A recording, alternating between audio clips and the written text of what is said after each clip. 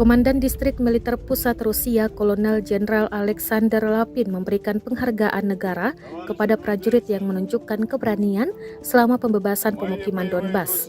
Lencana diberikan kepada sejumlah prajurit yang mengikuti apel.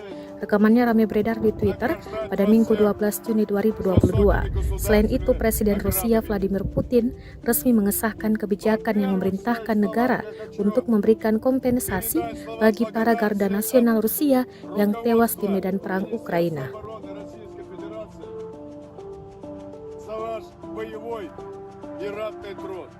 Каждый день приближайте нашу общую победу. Победа, наши братцы, это освобождение Донбасса. И наш святой воинский долг освободить многострадальный народ Донбасса от нацистов. И во знаменование ваших успехов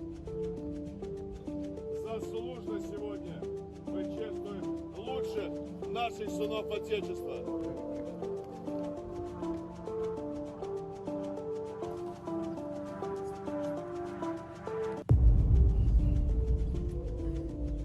С таких брали и будут брать пример наше подрастающее поколение. Спасибо, брат.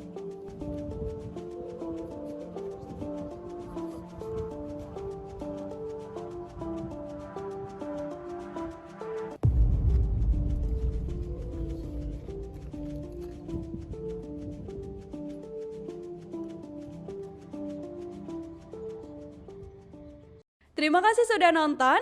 Jangan lupa like, subscribe, dan share ya.